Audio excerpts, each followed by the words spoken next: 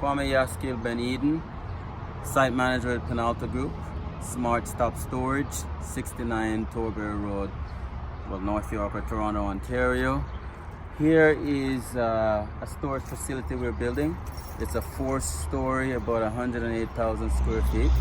And currently we are at the foundation stage. Well, a bit more than the foundation stage. The foundation has been done and we've engineered the subgrade. And now we're ready to put granular material in.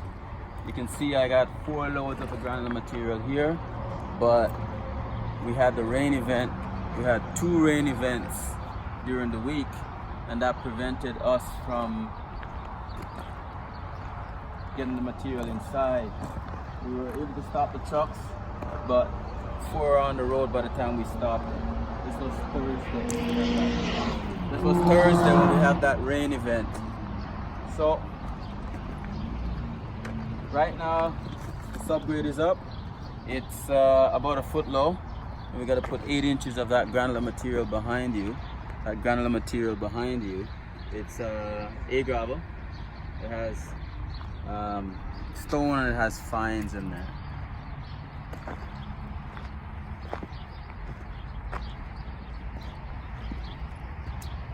You know, construction is usually a linear event in a way. And when you break the sequence, then you get kerfuffle. We push the structural steel fabricator to get all the steel ready. So he should be in here end of May, April, May, end of May, early June, first week of June to start putting up steel. His steel is ready. And I had to try and accommodate him. So I got 1, 2, 3 trucks. And when we go further down there, you'll see what happened to the 3rd truck and the dilemma that I put myself in, trying to help him out. Because his yard is full, he's parking on the street, the neighbors are unhappy, they're calling the city, and he's getting tickets for being on the street. He has shipped trucks of the material to his haulage company, and they're crammed, and everybody wants to get rid of the steel here for space reasons, right? He has other jobs. Our job is not the only job for him. So again, as you can see, the subgrade is engineered. It's just waiting on granular material.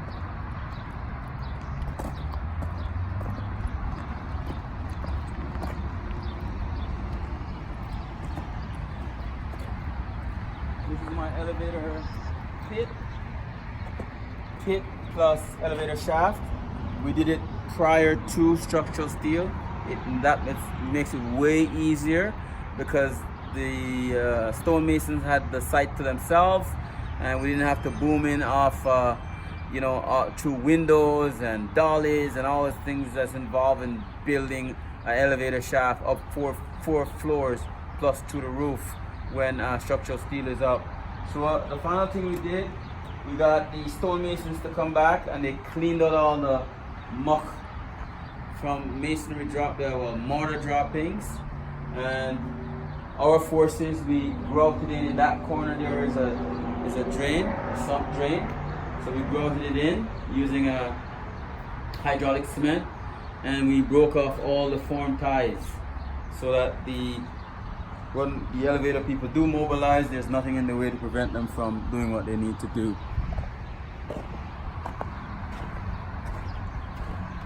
Here again is granular material sitting on the secondary ramp.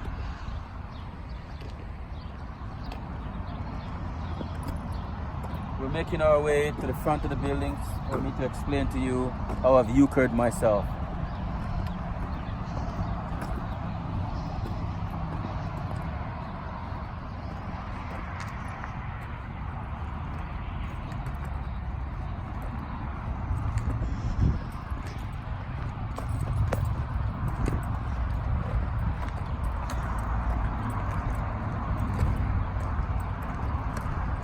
So the idea here was to get this truck in here and get it in here straight and not at an angle.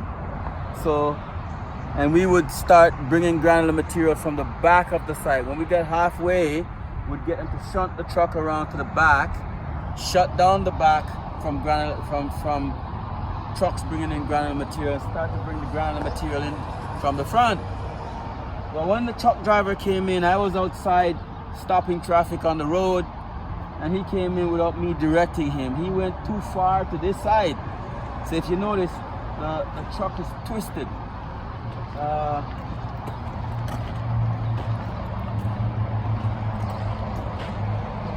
So badly twisted that he could come out. He could pull himself out. So we had to dislodge the head of the truck from the trailer, and then we had to get another trailer to come and pull him out. So this is how I've euchred myself now.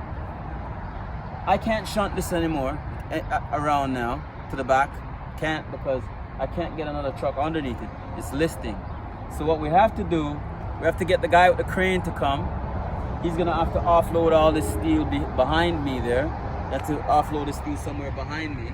So the idea is to get the granular material up to a certain point, offload that steel on the granular material, call the trucking company back to take this trailer out, and then I shut the back down from delivery trucks bringing in granular material and bring the granular material for the last half of the building or the front half of the building from that ramp.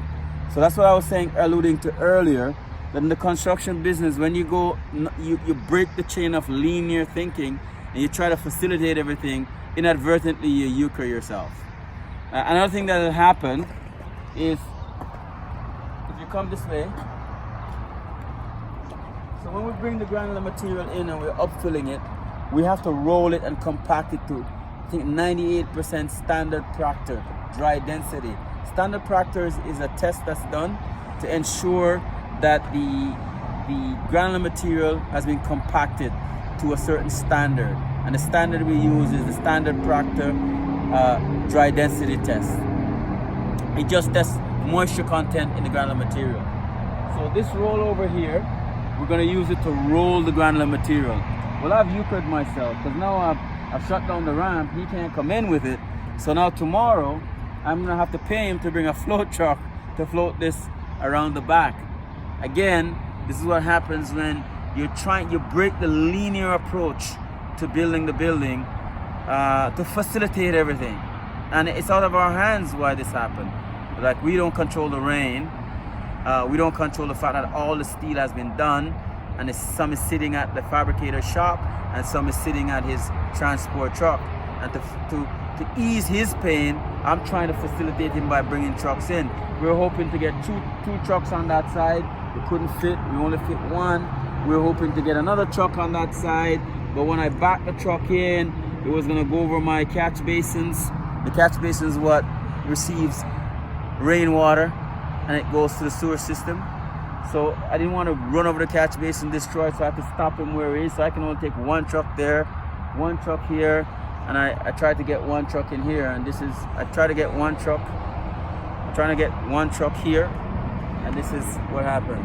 This truck is listed, and now we have to, as I explained before, we're gonna have to get the crane here, offload it, then get the trailer to pull it out. Hopefully I can do it in such a seamless way that it doesn't stop granular material from happening, because if I stop the granular, it stops the erection of the steel.